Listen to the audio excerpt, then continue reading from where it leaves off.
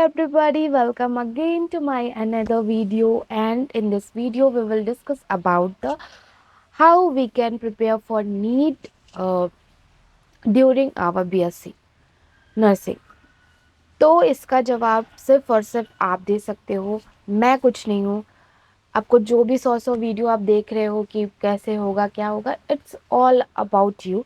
हम क्या कर सकते हैं कि हम अगर अभी नर्सिंग कॉलेज में हैं, हम आपको चीज़ें बता सकते हैं कि नर्सिंग कॉलेज के अंदर होता क्या है, ठीक है। और आपको फिर डिसाइड करना है कि आपको करना क्या है। तो मैं अपने पॉइंट ऑफ व्यू रखूँगी यहाँ पे इस वीडियो में, एंड नाउ यू उसके बाद आप डिसाइड करोगे कि आपको करना क्या है। तो पहले मैं कॉलेज टाइप की बात कर लूँ कि किस तरीके से कॉलेज टाइप रहता है अटेंडेंस के मामले में।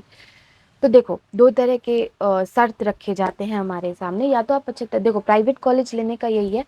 मैं ज़मीनी स्तर की बात बताऊँ कि प्राइवेट कॉलेज में क्या होता है कि वो एक दूसरा रजिस्टर बना के रखते हैं।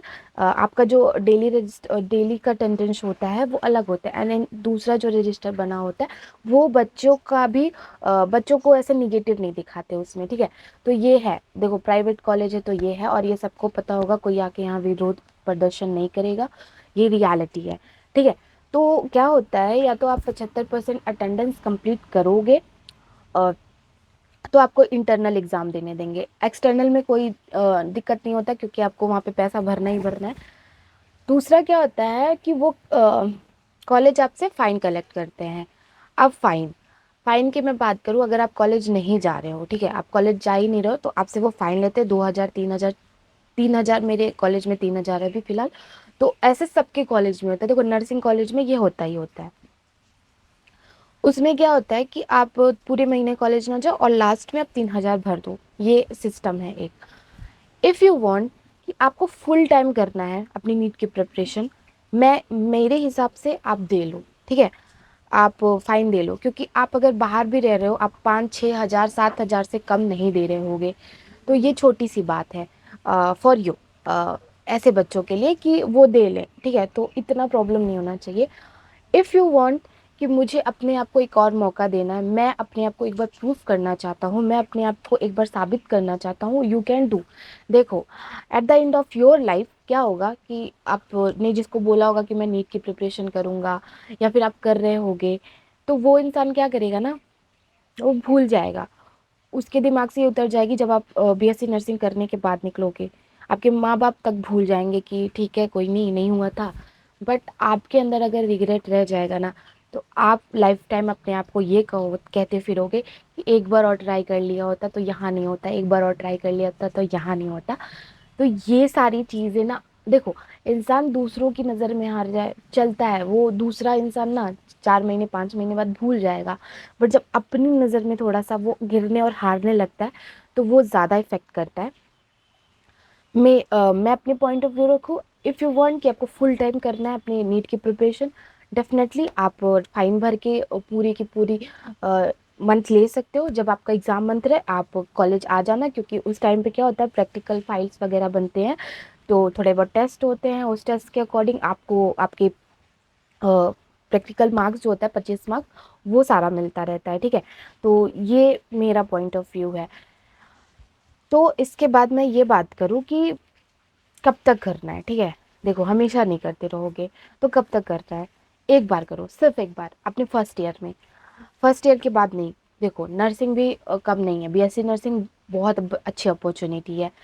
अगर आप नहीं करोगे तो लाइक 2 साल आप इस ईयर की प्रिपरेशन करते रह जाओगे, और आप 2 साल में कुछ नहीं सीख पाओगे नर्सिंग का। देखो एक ही इंसान, दिमाग इंसान एक ही साइड लगा सकता है। अब मैं ये कहूँ कि आप नीट की भी प्रिपरेशन करो और आप बीएससी के फर्स्ट सेमेस्टर में भी टॉप 1 पे आ जाओ, इट्स नॉट पॉसिबल, और ये हो भी नहीं सकता। तो आप एक ही जगह अपना ध्यान केंद्रित कर सकते हो, एक ही जगह अपना ध्यान लगा सकते हो। तो फॉर मी, कि अगर आप करना चाहते हो तो 1 साल करो। मतलब फर्स्ट ईयर पूरा आपका फर्स्ट सेमेस्टर मिला के मई में तो एग्ज़ाम हो ही जाता है नीट का। उसके बाद अगर हो जाता है, वेल एंड गुड, आप छोड़ दो बीएससी नर्सिंग, अपने नीट की जर्नी स्टार्ट करो, आपकी एमबीबीएस की जर्नी स्टार्ट करो। आई होप आप करना चाहते हो तो आपकी हो जाए। नहीं होता है, बीएससी नर्सिंग किसी से कम नहीं है, बहुत अच्छी अच्छी अपॉर्चुनिटी है। आप आपको पता नहीं होगा बट बीएससी नर्सिंग भी हज़ारों लोगों का सपना है। तो वो सपना आप जी रहे हो तो इट्स गुड फॉर यू। अगर नहीं होता है तो बीएससी नर्सिंग कम नहीं है। सेकेंड ईयर से पूरा का पूरा ध्यान अपना बीएससी नर्सिंग पे रखो और बहुत सारी मेहनत करो, क्योंकि बीएससी नर्सिंग के बाद आप गवर्नमेंट जॉब पा सकते हो अच्छा खासी सैलरी के साथ। और फिर आपको इतना रिग्रेट भी नहीं रहेगा, क्योंकि आपने आपको अपने टाइम भी दिया प्लस आपने अपने बीएससी पे भी ध्यान दिया। तो ये तो समअप हो गया। अब फर्स्ट सेमेस्टर होगा कैसे कि अगर हम सिर्फ ध्यान लगाने लगे नीट पे, तो देखो बीएससी नर्सिंग के फर्स्ट सेमेस्टर जो है उसका जो सब्जेक्ट है वो है anatomy physiology and your psychology sociology. Fundamental है, तो वो एग्जाम आपका सेकेंड सेमेस्टर में होगा, तब तक आप नीट देके फ्री हो जाओगे। तो फंडामेंटल यहाँ हम स्किप कर देते हैं, आप तब कंप्लीट कर लेना। आप नीट कर रहे हो तो इतना थोड़ा सा सेक्रीफाइस करना पड़ेगा। जुबान लड़खड़ा जा रही है मेरी, ठीक है, तो इतना आपको करना पड़ेगा।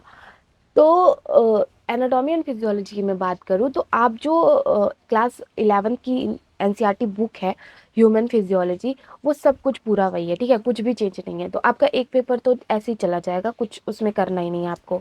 आपकी सेकेंड पेपर जो है psychology and sociology, if you have common sense आप बिना पढ़े भी सोशोलॉजी लिख सकते हो। व्हाट इज़ फैमिली, आप अगर डेफिनेशन भी जानते हो, what is family, what is society, what is caste, ये सब कुछ आप लिख सकते हो, ठीक है। एंड मैं साइकोलॉजी की बात करूँ तो ये भी बहुत नॉर्मल सा सब्जेक्ट है। एटीट्यूड, मूड, मूड क्या है, फिर उसके फीलिंग क्या होती है, रिलेशनशिप क्या होती है, एटीट्यूड क्या है, तो ये सारी चीज़ें भी आप लिख सकते हो। और आप ये दोनों सब्जेक्ट को ना आप 10 दिन में भी पढ़ के अच्छा खासा नंबर ला सकते हो if you have that capability. तो ये सारी चीज़ें आप पे डिपेंड करती है, आप क्या करना है ये फैसला आप ले लो। दूसरी बात, अगर आप ऐसा चाहते हो कि मैं क्लास भी करूं, मैं फ़ाइन नहीं भरना चाहता, मैं अपना अटेंडेंस मजबूत रखना चाहता हूं और मैं नीट की प्रिपरेशन भी करना चाहता हूँ, तो मैं ये बात बोलूँगी कि आप 24 घंटे क्लास में नहीं रहोगे, मतलब 24 घंटा आपका कॉलेज नहीं है, प्लस 24 घंटा ना आप नीट की प्रिपरेशन करोगे। आपको मैनेज करना पड़ेगा वहाँ से टाइम। मीन्स अगर आप 8 बजे जा रहे हो कॉलेज, तो 8 बजे भी अगर आप कॉलेज जा रहे हो तो आप 4 से 5 बजे अपने रूम पे पहुँच जाओगे, क्योंकि ये लंबा जर्नी रहता है, क्लास चलते हैं, फिर ड्यूटीज़ भी लग जाती है, तो ठीक है। अगर आप 4 से 5 बजे भी पहुँच रहे हो अपने रूम पे, it's enough time for your preparation. आप आके कॉलेज से सो जाओ। देखो इतनी लंबी जर्नी आप करके आए हो 8 से पूरा 2, तो पढ़ाई में तो मन लगेगा नहीं, और लग भी गया तो ठीक है आप पढ़ लेना। बट अगर आप फील करते हो ऐसा कि थक गया हूँ बहुत ज़्यादा, तो आप वो टाइमिंग सोने का बना लो, ठीक है। आप 5 से 6 या फिर 6 से 10 बजे तक आप सो लो।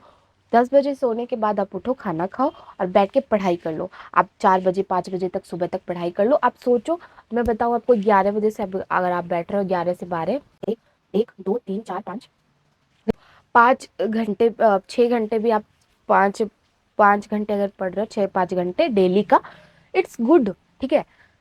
डजेंट मैटर आप कितने टाइम पढ़ रहे हो, मैटर ये करता है कि आप कितने प्रोडक्टिविटीली पढ़ रहे हो, ठीक है। आप कितना ज़्यादा उस चीज़ को गेन कर पा रहे हो। आप अगर कुछ पढ़ रहे हो तो वो किस हद तक आपके दिमाग में घुस रहा है। तो अगर आप कॉलेज से आके थके हो बैठ जा रहे हो पढ़ने, तो अगर आप 2 घंटा पढ़ रहे हो तो 2 मिनट ही सिर्फ आपको याद रहेगा। तो ये चीज़ें अपने फ्रेश माइंड के साथ पढ़िए, अपना एक पर्टिकुलर टाइम बना लीजिए। एज आई से कि कंसिस्टेंट रहना बहुत ज़्यादा ज़रूरी है। अगर आप ऐसा सोच रहे हो कि अगर देखो आपने कंसिस्टेंटली बना लिया, तो आप 10 दिन में भी ना, आप 2 दिन में सोचो 5 से 6 12 घंटे पढ़ लोगे, 5 से 12 घंटे 2 दिन में।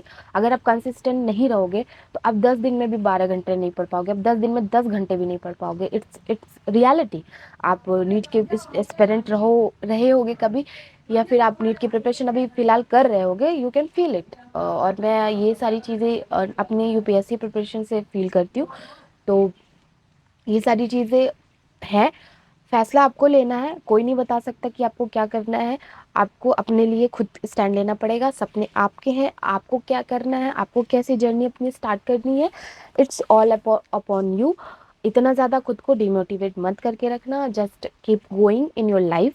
लाइफ बहुत छोटी है, पता नहीं कब क्या मोड़ ले ले, तो इस हिसाब से अपनी चीज़ों को हैंडल करिए। आपके सपने हैं, आप आप फैसला आपका, आपकी मर्ज़ी, आपका मेहनत, सब कुछ पे डिपेंड करेगा। अ, तो यही मेरी उम्मीद है आपको कुछ समझ में आया होगा इस वीडियो में। और बार बार चीज़ों से ऐसे लड़ने से नहीं चलेगा। आप बैठ जाओ एक शांति से एंड कीप, अपने आप को रिलैक्स रखो एंड अपना फैसला लो कि मुझे क्लासेस जाने हैं या नहीं। नहीं जाने, फाइन भरो। जाने हैं तो टाइम मैनेज करो। That's all for this video. Thanks a lot to join me. Do let me know in your next what is your next question, and I will be give you answer through my new video. That's all for this video. Thank you so much to join me. Thank you. Do like, share, subscribe. Thank you so much. Bye bye.